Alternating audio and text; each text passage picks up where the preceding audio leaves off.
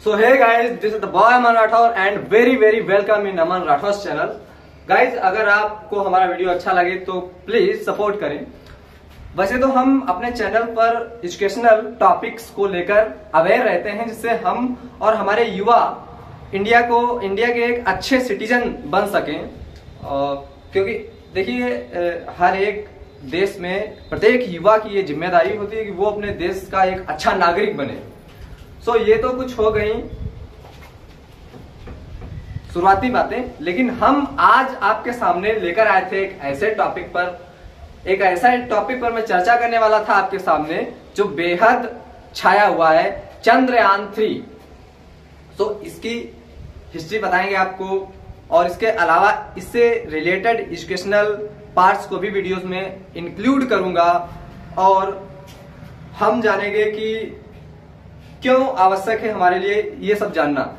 देखिए social media क्या है, सोशल मीडिया पे आजकल युवा बहुत सारा टाइम स्पेंड कर रहे हैं, किस चीज में, अननॉलेजेबल चीजों को देखकर। तो क्यों ना हम एक नॉलेजेबल चीज को देखें और उससे कुछ समझें। देखो चंद्रयान 3 भारत की बहुत बड़ी उपलब्धि होने वाली है। इससे पहले सिर्फ तीन ही देश ऐसे हुए हैं जिन्होंने चंद्रमा पर अपना स्पेस अच्छे से लॉन्च किया है। अमेरिका, चीन और शायद रूस। अब चौथा देश होने वाला है इंडिया। इसका चंद्रयान 3 का नाम है LVM 3M M4। अगर कभी अगर एक स्टूडेंट हैं आप, तो हो सकता है कि आपके एग्जाम में ऐसा क्वेश्चन आ जाए कि चंद्रयान 3 का क्या नाम है, तो आप उसका तुरंत आंसर दे सकें। इससे पहले अच्छा ये लॉन्च कब हुआ था? 14 जुलाई 2023। तो अभी चल ही रहा है, तो अभी हाल ही में ये लॉन्च हुआ है 2:35 पर। इससे पहले 22 जुलाई 2019 को चंद्रयान 2 लॉन्च हुआ था, लेकिन कुछ मिस्टेक्स की वजह से वो क्रैश हो गया था, चंद्रमा पर लैंडिंग नहीं हो पाई थी उसकी। इससे पहले 22 अक्टूबर 2008 को चंद्रयान प्रथम लॉन्च हुआ था भारत से।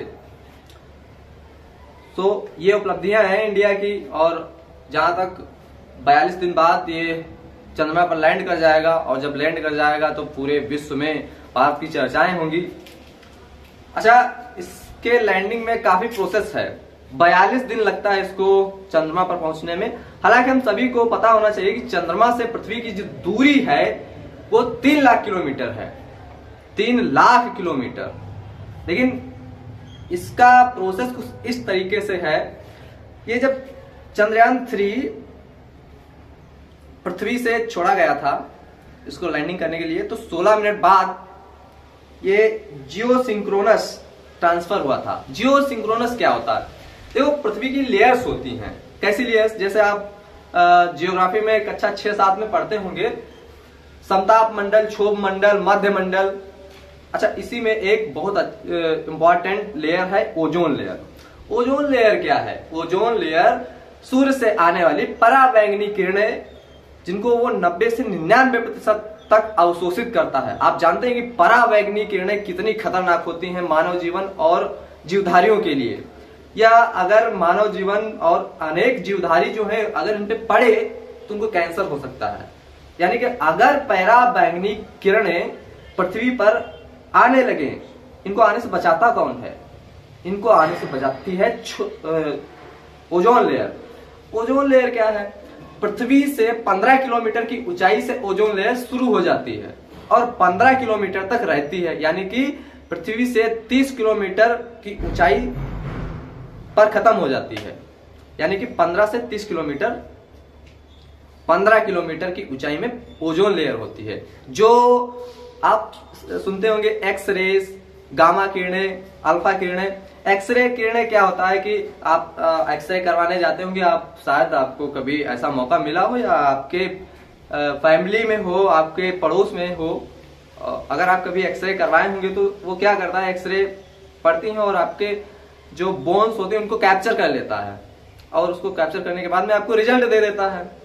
तो मैंने पहले ही बताया था कि हम चंद्रयान के साथ साथ ऐसी अनेक जानकारियों का समावेश करेंगे इस वीडियो में, जो आपके लिए एक अच्छी इंफॉर्मेशन बन सके। गाइस देखिए, होता क्या है, जब कोई इंसान किसी काम को करने में निरंतर प्रैक्टिस करता रहता है तो उसकी अच्छी स्किल्स डेवलप होने लगती हैं। मैंने इस काम को अभी ज्यादा दिन से शुरुआत नहीं की, तो हो सकता है कि हमारे वीडियो बनाने में कुछ कमियां रह जाएं। सो गाइज, आप उन कमियों को इग्नोर करें और हमें सपोर्ट करने की कृपा करें। अब वैसे तो हम एप्लीकेशन में लिखते थे कि हमें एक दिन का अवकाश देने की कृपा करें, आपकी यदि महान दया होगी। तो इसी तरीके से मैं भी आपके सामने कह दे रहा हूं। अच्छा, चंद्रयान 3 से रिलेटेड कुछ मैं जानकारी आपको देने वाला हूं। इसका नाम तो LV-M3M4 था, और इसका ये मतलब कहां से इसको किसने लॉन्च किया? ISRO, Indian space research organisation. Hindi में क्या अर्थ हुआ इसका?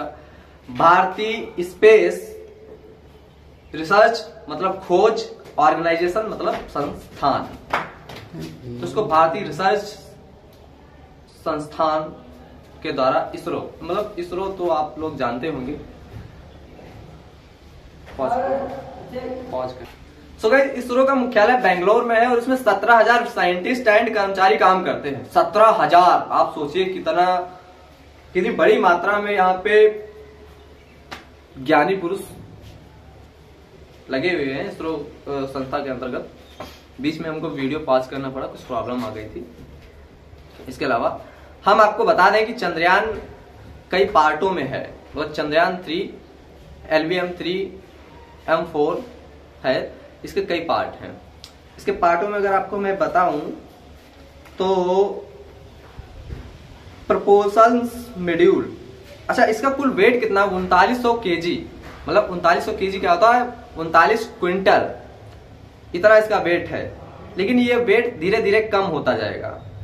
ये वेट इस प्रकार कम होगा, जो इसका एक पार्ट होगा प्रोपल्सन मॉड्यूल, ये 2148 kg का है, और इसका दूसरा पार्ट है लैंडर मॉड्यूल 1752 kg का। यानी कि जब ये चंद्रमा पर लैंड करेगा तो इसका वजन 1752 kg होगा, मतलब 17 क्विंटल 52 किलो। और अभी आज की डेट शायद 22 जुलाई है।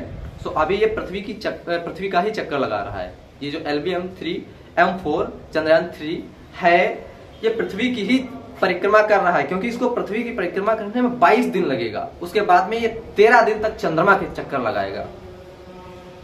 होता क्या है, चंद्रयान, अगर आपने कहीं सुना होगा तो जब आदमी को कठिनता की बात करनी होती है तो वो कहता है यार ये कोई एरो साइंस नहीं है। यानी कि सबसे कठिन विज्ञान और सबसे कठिन नॉलेज माना जाता है एरो साइंस, एरोस्पेस।